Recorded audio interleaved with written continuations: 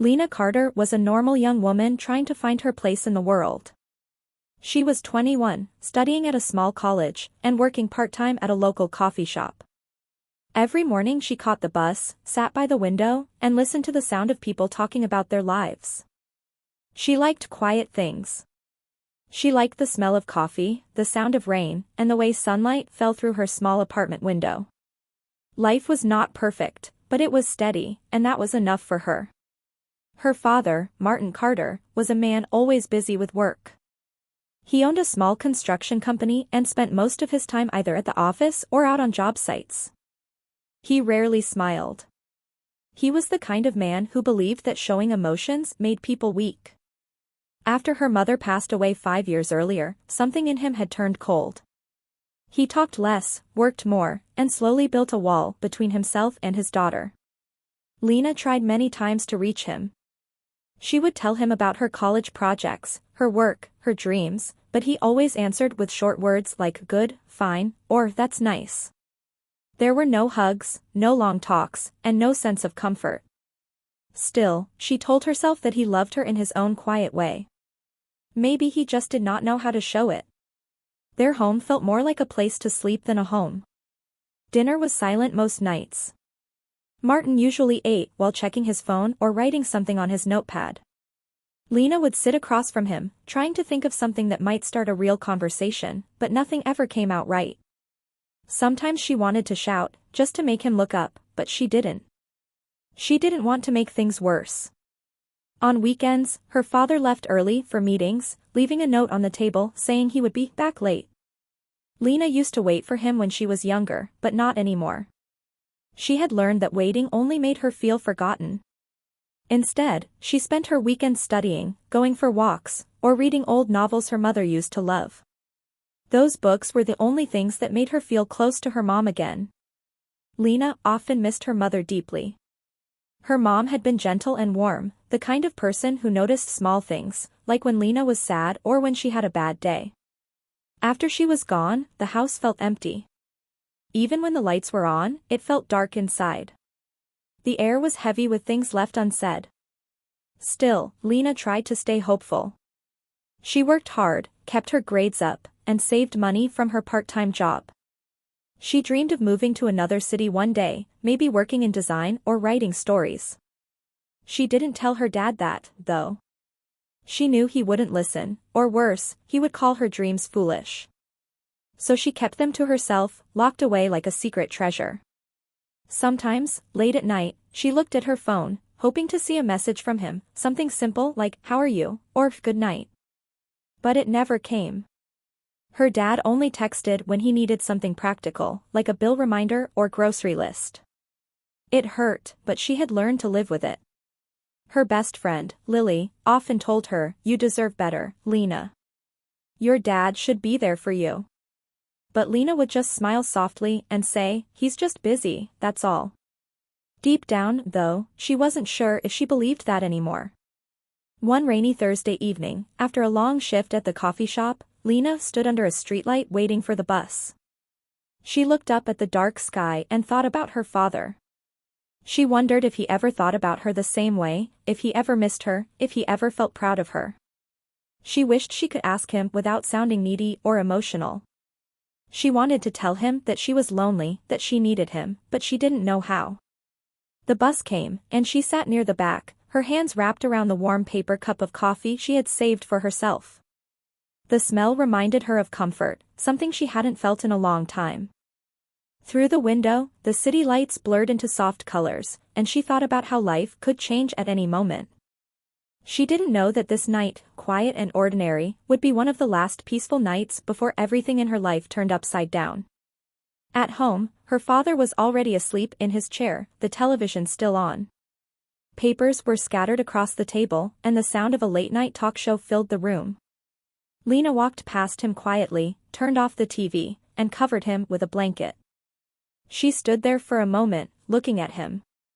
For all his distance, he was still her dad. She whispered softly, "Good night," even though she knew he wouldn't hear. Then she went to her room, closed the door, and lay on her bed, staring at the ceiling. She thought about the next day, work, classes, the same routine. Nothing special. But she felt an odd sense of heaviness in her chest, as if something unseen was waiting for her. She didn't know that fate was already preparing the moment that would change her life forever, a moment that would make her understand what love, loss, and regret truly meant. The next day began like any other. The sun was bright, and the air carried a faint smell of wet asphalt from the rain the night before. Lena woke up early, feeling tired but ready for another long day. She made a cup of coffee, packed her bag, and left a note on the kitchen table saying she would be home late after work. Her father was already gone. His car was missing from the driveway, and the house was quiet as always. At college, everything felt normal. Her friends laughed, the hallways buzzed with students, and the world seemed perfectly ordinary. During lunch, Lily joined her outside on the steps. They talked about weekend plans, nothing serious. It was just another simple Friday. No one knew what was about to happen. By evening, the sky had turned gray. The air felt heavy, and a storm was on its way. Lena finished her shift at the coffee shop and waved goodbye to her coworkers. The streets were wet again, lights reflecting off puddles as she walked toward the bus stop. But halfway there, she remembered she had promised to drop off a report for her part-time class project at her professor's office. It wasn't far, so she decided to drive instead of taking the bus. She got into her small car, turned on the radio, and drove through the light drizzle. The city lights looked soft through the rain. Her favorite song came on, and she smiled faintly. For a brief moment, she felt at peace, unaware that just one intersection away, a careless driver was about to change everything. As she entered the crossroad, the traffic light turned green. She pressed the gas pedal gently and began to drive forward. At that same moment, a large delivery truck came speeding from the left, ignoring the red light. Lena saw the flash of headlights only for a second before everything went white. The sound of crashing metal filled the air.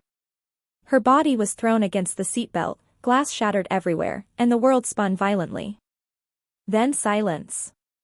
When she opened her eyes again, everything was blurry. The car was smashed against a light pole, and smoke rose from the hood. Pain shot through her side, and her leg felt numb. She tried to move, but she couldn't. She reached for her phone with trembling fingers and saw the cracked screen flickering faintly. She pressed the emergency call button, whispering for help before she passed out. When she woke again, everything around her was white. The air smelled like medicine and disinfectant. Machines beeped softly beside her. She tried to move but felt a sharp pain in her chest. Panic filled her until a nurse walked in and smiled gently. "Hey, you're awake," the nurse said softly. "You were in a bad accident, but you're safe now." Lena blinked slowly. Her throat was dry. "My dad," she whispered weakly. "Did someone call my dad?" The nurse nodded.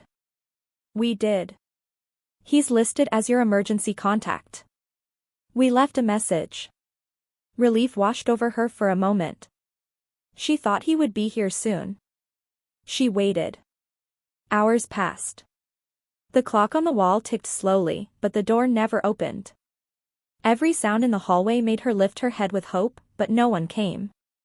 The nurse came back in later with her phone, which had been repaired enough to work. "You can try reaching him yourself," she suggested kindly. Lena nodded, typing slowly with her shaky hands. She sent a short message, "Dad, I'm in the hospital. I was in a car accident. Please come." She stared at the screen for a long time, waiting for the 3 dots that meant he was typing. When the reply finally appeared, her heart skipped. She opened the message quickly. It said, "Can't this wait? We're busy." She read it again, thinking she misunderstood. But the words stayed the same, cold, simple, and sharp. She felt tears rise in her eyes, but she swallowed them down. She didn't want the nurse to see.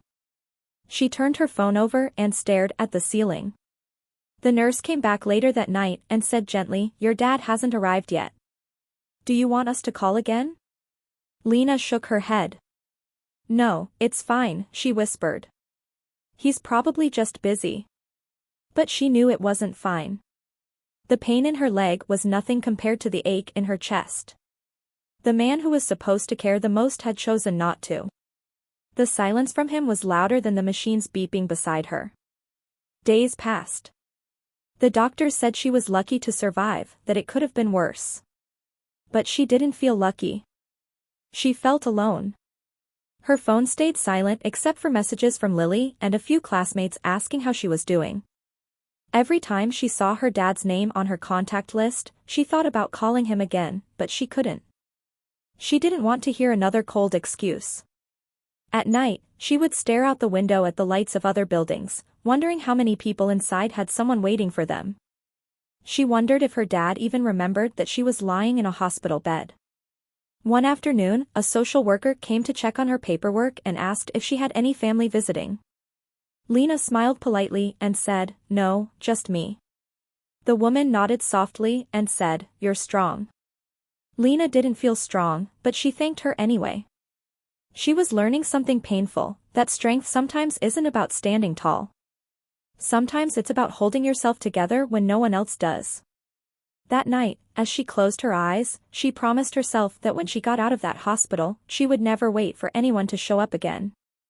She didn't know how, but deep inside, a small spark of determination had begun to grow, a quiet strength that would change everything in the weeks to come. The days in the hospital passed slowly. Each morning began with the same sound, the beeping of machines, the soft footsteps of nurses, and the quiet voices from the hallway. Lena had started counting time by the number of sunrises she saw through her small window. The walls around her had become too familiar, and the smell of disinfectant made her feel both safe and trapped. She tried to stay positive at first. She told herself that maybe her dad would come once he finished work, maybe he was just overwhelmed. But as the days turned into a week, her hope began to fade. Every time she heard footsteps outside her room, her heart lifted for a second, and then fell again when it was only a nurse or a doctor. The nurses were kind. One of them, a woman named Grace, often stayed to chat for a few minutes while checking Lena's or bandages. Grace told her stories about her own daughter who lived out of state. Sometimes she brought her extra pudding or helped her braid her hair when she couldn't move much. Those small moments of kindness became the only warmth Lena had. Lily came to visit on the 5th day. She brought flowers and a small teddy bear that said, "Get well soon" on its chest. She sat beside Lena and tried to make her laugh, but Lena could see the sadness in her friend's eyes. "Has your dad been here?" Lily asked quietly. Lena looked away. "No. He's probably busy," she said softly, though her voice shook a little. Lily frowned. "Lena, that's not right. He should be here." "I know," Lena whispered, "but what can I do? I can't make him care." Lily didn't reply. She just held her friend's hand for a while. They sat together in silence, listening to the steady beep of the heart monitor. After Lily left, the room felt even emptier. Lena looked at the chair beside her bed, the one where she imagined her dad would sit. She pictured him holding her hand, asking if she was okay. But the image faded as quickly as it came. The doctors said she was healing, but it would take time. Her leg had multiple fractures, and her ribs were bruised. The physical pain was bearable, it was the emotional pain that wouldn't go away. Every night she thought about that message, "Can't this wait? We're busy." Those words echoed in her mind like a cruel reminder. Sometimes, late at night, she caught herself wondering what she had done wrong. Was she too quiet? Too distant? Maybe her dad didn't think she needed him anymore. But deep inside, she knew the truth, he just didn't know how to care. He had closed off that part of himself long ago, and nothing she did could open it again. One evening, Grace came in with Lena's dinner tray and said, "You're doing great, honey. I think you'll be able to go home soon." Lena smiled weakly. "Home," she repeated. The word didn't feel comforting. It felt cold. That house wasn't home anymore. It was just a place where two people lived separate lives under the same roof. After Grace left, Lena looked at her phone again. She scrolled through her messages, hoping to see something new from her father. There was nothing. No missed calls, no texts. Only silence. Her fingers hovered over the keyboard. She thought about sending him one more message, something simple like, "I miss you." But she didn't. She locked the phone and put it aside. Instead, she picked up the small notebook the hospital had given her. It was meant for patients to write notes or keep track of medications, but she used it differently. She started writing letters, not to anyone, just to let her feelings out. In one of them, she wrote, "Dear Dad. I wish you had come. Not because I needed help, but because I wanted to believe you still cared. The car hit me hard, but your silence hurt more. I hope one day you understand that." She closed the notebook and pressed it to her chest. Tears filled her eyes, but she didn't let them fall. She had cried enough already. Days turned into 2 weeks. The bruises faded, and the doctors said she could go home soon. Grace helped her practice walking with crutches. Every step hurt, but she pushed through. She wanted to walk out of that hospital on her own, even if it took every bit of strength she had. On her last night there, Lena looked out the window. The sky was dark, with only a few stars shining. Somewhere out there, her father was probably sleeping peacefully, not even realizing how much had changed. She wondered if he would notice when she came home. The nurse came in one last time to check her vitals and said softly, "You're strong, you know that?" Lena smiled faintly. "I don't feel strong," she said. "Strength doesn't always feel like power," the nurse replied. "Sometimes it's just choosing to get up again." After the nurse left, Lena lay there quietly. She thought about what she would do next. Maybe she would go home, or maybe she would find somewhere new. She didn't know yet, but one thing was clear, she couldn't keep waiting for someone who never showed up. The next morning, as the sun came through the window, she packed her things. Her phone buzzed once. Her heart jumped, but when she looked, it was only a message from Lily, "Can't wait to see you back." She smiled and texted back, "Me too." But deep inside, she knew she wasn't the same person who came into that hospital. Something inside her had shifted. She had stopped waiting for love to find her. Now, she was ready to stand up and find herself. When Lena left the hospital, the sky was bright, but her heart felt heavy. The world outside seemed too big after so many quiet days inside those white walls. Lily helped her get into the car, carefully placing her crutches in the back seat.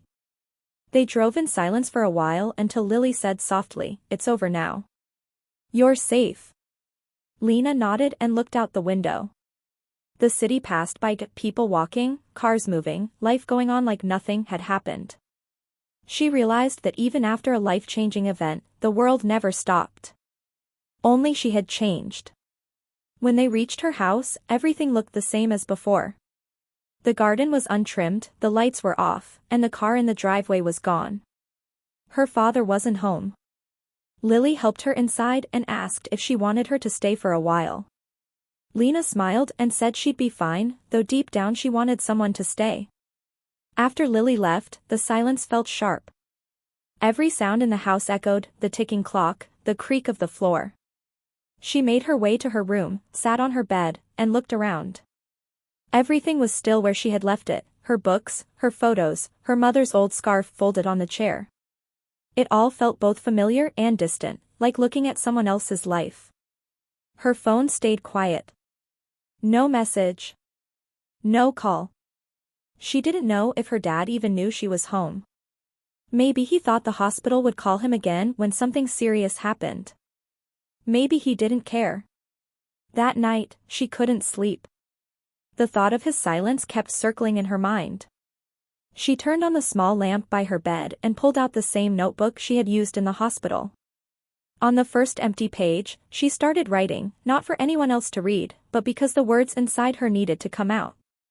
She wrote slowly. "Dad. I waited for you. Every day, I thought you'd walk through that door, even just to say hello. I didn't need gifts or promises.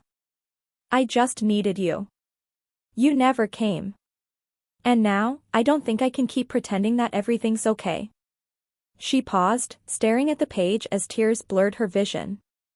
Then she kept writing. Maybe you think I'm strong because I survived. But being strong doesn't mean I don't feel pain. It just means I've learned to carry it quietly. I don't blame you anymore. I just wish you had been there, not as a father, but as someone who cared enough to ask if I was okay. When she finished, she closed the notebook. She didn't plan to send the letter. It was just a way to let go of everything she had been holding inside. The next morning, she woke up early. The house was still empty, and her father's room door was half open. His briefcase was gone. He had already left for work. On the kitchen table, she found a note, not for her, but a list of phone numbers and business details. Nothing personal. Nothing that said he even knew she was home. She made herself a cup of tea and sat by the window. The morning light fell across her face, and she made a quiet decision. She couldn't keep living like this, waiting for someone who would never show up. She needed to build a life that was hers, not one shadowed by her father's distance. Later that day, she visited the insurance office with her hospital documents. She had been told she needed to claim compensation for the accident. The woman at the counter asked for her financial papers, and that's when Lena discovered something that shocked her. She wasn't listed as the main owner of her own insurance. Everything was still under her father's name. She left the office feeling small and frustrated. Even after all these years, she realized her life was still tied to his decisions. It felt like she didn't truly exist on her own, not legally, not emotionally. She sat on a bench outside, staring at the papers in her hand, and for the first time, she let herself cry openly. Not just for the accident, but for everything, for the childhood she lost, for the love she never got, for the silence that filled her home. But as the tears fell, something else began to form inside her, a quiet strength. She wiped her face, took a deep breath, and whispered to herself, "No more." When she got home that evening, she started going through old files and drawers. She found her mother's papers, some old letters, and a box of documents from years ago. Among them was a file from her mother's lawyer. Inside was a copy of her mother's will unsigned, but with her mother's handwriting clearly visible. It said that the house and savings were meant to be shared between Martin and Lena equally. But nothing had ever been filed. Lena stared at those papers for a long time. She didn't know why her father never completed it. Maybe he forgot, or maybe he didn't want to think about it after her mother's death. Either way, it was left undone, and now it was in her hands. That night, she placed the papers carefully on her desk. She didn't know yet what she was going to do, but she knew she couldn't stay silent anymore. The accident had taken her fear away. She had already faced pain, loneliness, and loss. What else could possibly scare her now? As she turned off the light and lay down, she whispered quietly into the dark, "I'm done waiting." She didn't know it yet, but that one small decision, to take control of her life, would soon lead her back to her father's door. And this time, she wouldn't come with words. She would come with papers that would make him finally stop and listen. The days after finding her mother's papers felt different for Lena. Something inside her had changed. She was no longer the quiet girl waiting for her father to notice her. She was tired of being invisible in her own life. She started to plan, slowly and quietly, how to take control of her future.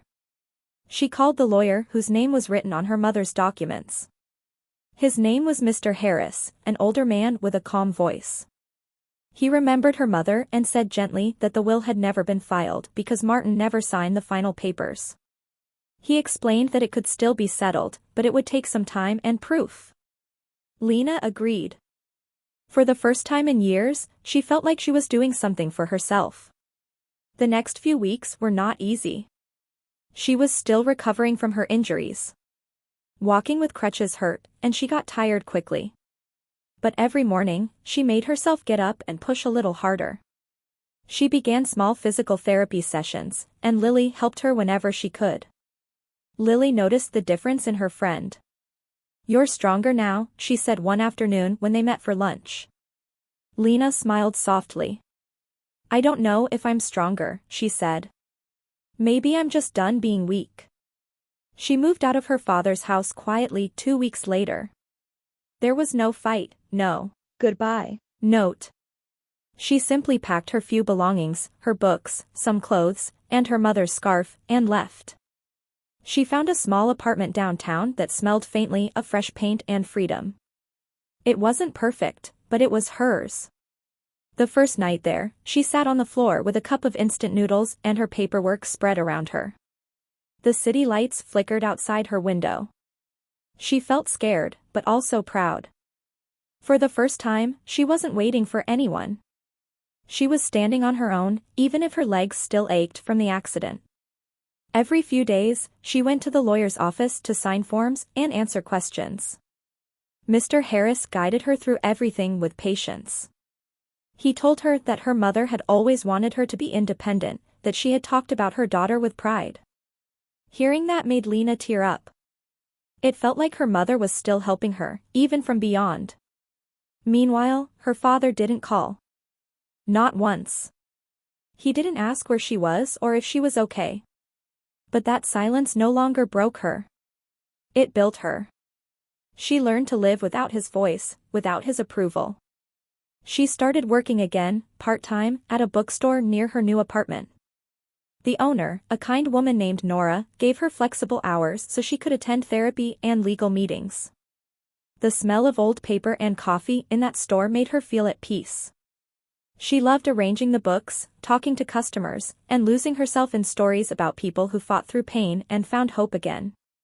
At night, she sat by the window and wrote in her notebook, not sad letters anymore, but small notes of gratitude and goals for the future. She wrote things like, "One day I'll travel," and "I'll finish school no matter how long it takes." The weeks passed quietly. The pain in her legs slowly faded, replaced by strength. She stopped using crutches and began walking on her own. Every step reminded her of how far she had come, not just physically, but emotionally. Then one afternoon, she got a call from Mr. Harris. "Lena," he said, "I have some news. The paperwork is ready. Your mother's documents are now officially in your name. You'll need to come by and collect the final copies." Lena felt her heart beat faster. She thanked him and sat in silence for a moment after the call ended. The papers were more than legal documents, they were proof that she had taken back her life. Proof that she had found her voice after years of being unheard. That night, she sat in her apartment holding the papers, reading her mother's handwriting again. It felt like her mother was beside her, whispering, "You did it." She knew she had to face her father soon. Not out of anger, but because it was time to close that chapter of her life. He deserved to see what she had become, not the broken daughter from the hospital, but a woman who had rebuilt herself from the ground up. The next morning, she called Lily. "I'm going to see him," she said calmly. "Are you sure?" Lily asked. "You don't owe him anything." "I know," Lena replied. "But this isn't for him. It's for me." She dressed simply, tied her hair back, and took a bus to the building where her father's company was located. The tall glass windows reflected the sky, and for a moment she felt small again. But then she took a deep breath and walked inside, clutching the envelope of papers close to her chest. The receptionist recognized her and called her father's office. When he came out, his face showed surprise. He hadn't seen her since before the accident. He looked older, tired, maybe even guilty. "Lena," he said softly. "What are you doing here?" She stood tall, her eyes calm. "I came to give you something," she said, holding out the envelope. "These are Mom's papers. The ones you never filed." He took them slowly, confusion crossing his face. "What do you mean?" She met his eyes. "They're mine now. I took care of it. You don't have to worry anymore." He didn't speak. For a moment, there was only silence between them, the kind that said more than words ever could. Then Lena gave a small, polite smile. "Goodbye, Dad." And with that, she turned and walked away. When Lena walked out of her father's office, her hands were shaking, but her heart felt light. For the first time in years, she had spoken to him without fear. There was no shouting, no anger, no tears, only calm truth. She had done what she needed to do. She stepped outside into the cold air and looked up at the sky. It was gray and quiet, like it was holding its breath. The city buzzed around her, cars moving, people talking, but inside her, there was peace. She felt free. For a few weeks, life seemed to settle into something soft and steady. She worked at the bookstore, went to her therapy sessions, and began writing again, small pieces of her life, reflections on pain, forgiveness, and growth. She sent a few of them to local magazines, not expecting anything. One evening, as she was closing the store, her phone buzzed. It was a message from her father. Just seeing his name made her chest tighten. She hadn't heard from him since that day at his office. The message was short. "Can we talk? I owe you an apology." Lena stared at the screen for a long time. She didn't reply right away. She locked the store, walked home, and made herself tea. She thought about everything, the years of silence, the accident, the hospital bed, and the cold text message that had broken her heart. That night, she wrote a long letter in her notebook. It wasn't for him, it was for herself. She wrote down every feeling she had ever buried, the loneliness, the hurt, the small hopes she had carried as a child waiting for her father's love. When she was done, she closed the notebook and finally felt lighter. The next morning, she replied with just 3 words. "We can talk." They met that weekend at a small diner near the park. It was quiet inside, with the smell of coffee and pancakes. Her father looked different, his hair had more gray, and his eyes seemed tired, softer somehow. "Lena," he began, his voice low. "I've been a terrible father. I know it's late, but I need to say it." She didn't say anything at first. She watched him struggle with his words, his fingers shaking as he held his cup. "I thought keeping busy was the right thing," he continued. "After your mother died, I threw myself into work. I didn't know how to handle the pain. I thought if I stayed busy, I wouldn't have to feel it. But I pushed you away too. And then when you texted after the accident." He stopped, his voice breaking. "I can't forgive myself for that message. I don't know what I was thinking." Lena looked at him quietly. Part of her wanted to shout, to tell him how much he had hurt her. But another part, the new part of her, just wanted peace. "I waited for you for a long time," she said softly. "But I'm done waiting now. I've learned to live without your approval. I don't hate you, Dad. But I don't need you to feel sorry anymore." He nodded slowly, his eyes wet. "I understand. I just wanted you to know that I am proud of you. I heard about your writing. You've done well." She gave a small, honest smile. "Thank you." For a moment, they just sat there, 2 people who had once been strangers in the same house, now finally speaking as human beings. It wasn't a perfect reunion, but it was real. After they finished their coffee, they stood outside. The air smelled of rain, and people passed by, busy with their lives. "Will I see you again?" he asked quietly. "Maybe," Lena said. "Let's take it one step at a time." He nodded, and she turned to walk away. She didn't look back, but she didn't need to. She had finally closed that painful chapter. Weeks passed. Her life continued to grow in small, beautiful ways. Her short story got published in a local magazine, and readers wrote letters saying her words made them cry. She began writing more stories about strength, loss, and forgiveness, never mentioning names, but always writing from the heart. One day, she received an envelope in the mail. Inside was a handwritten note from her father and a small photo, a picture of her and her mother at a fair when she was little. Her mother had her arm around her, both of them smiling wide. The note said, "I found this in an old drawer. You both looked so happy that day. I want to remember you like that, and I hope someday you can remember me kindly too. Dad." Lena held the photo close.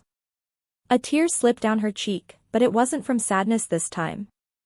It was from release. She finally understood that forgiveness wasn't about forgetting what happened. It was about freeing herself from the weight of it.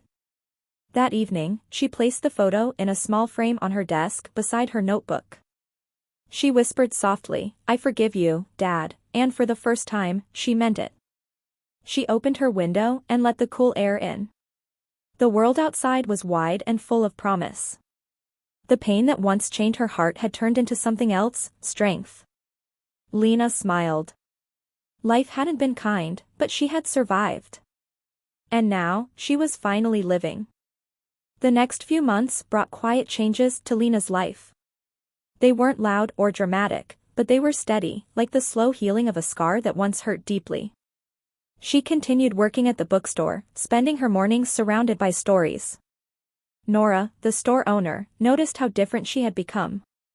"You smile more now," she said one afternoon while restocking shelves. Lena looked up and smiled softly. "I think I finally feel free." Her leg had almost fully healed by then. She could walk long distances without pain. She even started jogging again in the park near her apartment. Sometimes, when the wind brushed her face, she thought about how far she had come, from that broken girl in the hospital bed to a woman who had rebuilt herself one step at a time. Her father had kept his distance since their meeting at the diner. He sent short, polite messages once in a while, simple things like, "Hope you're doing okay." And Lena replied with short answers too. It wasn't coldness, it was peace. She no longer needed to force anything. Their relationship was quiet now, and that was enough.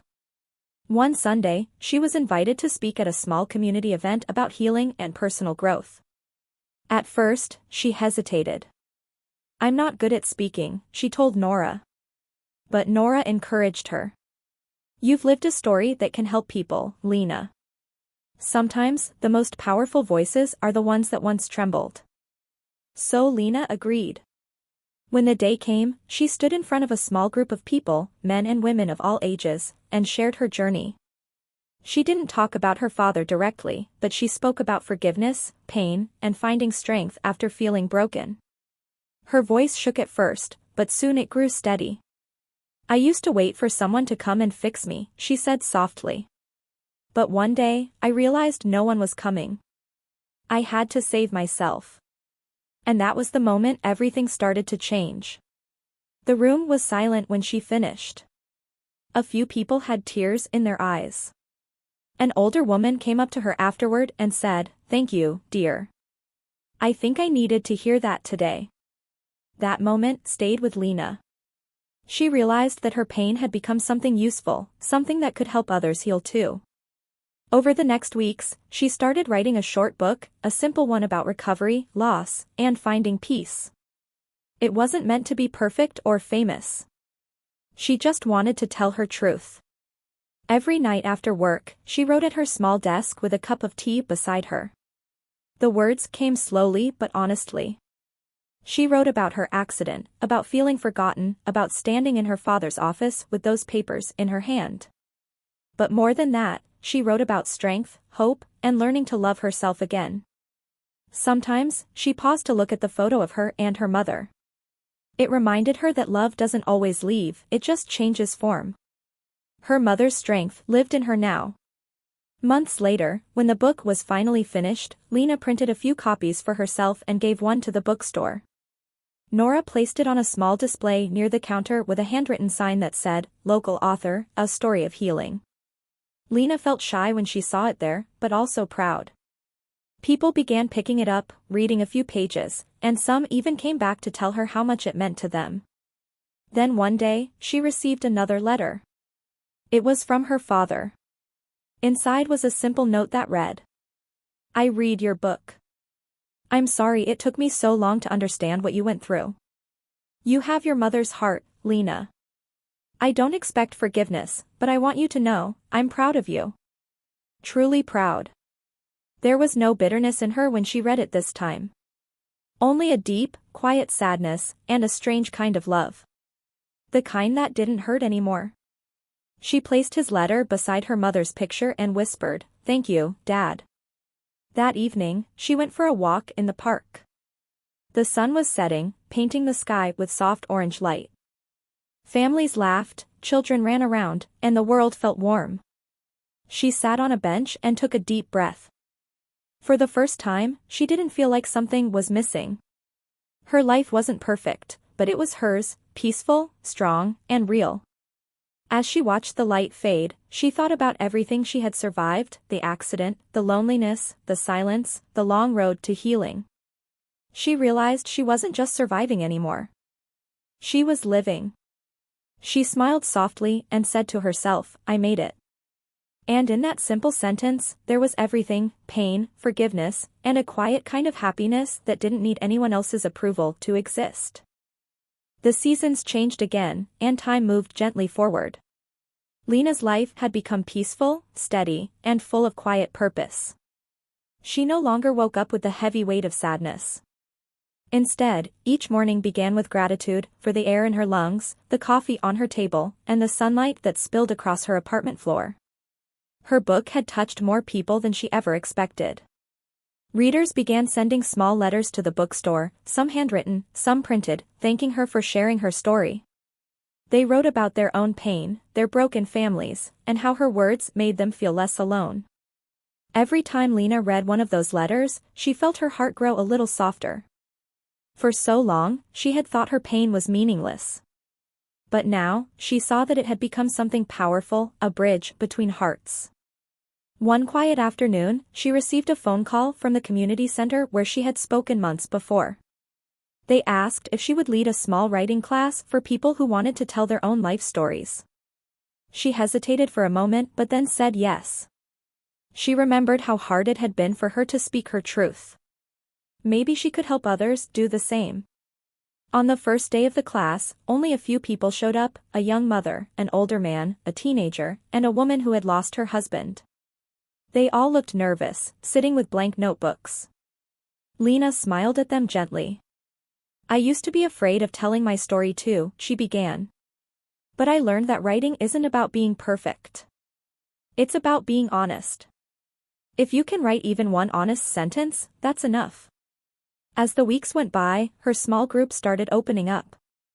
They wrote about their lives, their regrets, and their dreams. The class became more than writing, it became healing.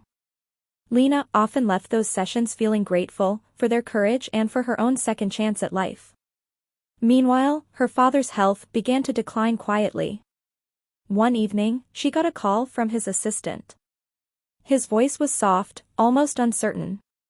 "Lena, your father isn't well. He's been asking for you." For a long time, Lena just held the phone, silent. She didn't feel anger or fear, just a deep, sad understanding. She decided to go. When she entered his house, it looked smaller than she remembered. Her father was sitting in a chair by the window, wrapped in a blanket. His hair was white now, and his eyes seemed tired but kind. "Lena," he said weakly, smiling when he saw her. "You came." She nodded and sat beside him. For a moment, they just looked out the window together. The evening sun painted the sky gold, just like it used to when she was a little girl. "I've made many mistakes," he said quietly. "But I'm glad I got to see the woman you became." Lena reached out and took his hand gently. "We all make mistakes," she said. "What matters is that we learn from them." He smiled faintly. "You sound like your mother." They talked for a while, about her book, her teaching, small things from the past. There were no long apologies, no tears. Just quiet truth between two people who had finally stopped running from their pain.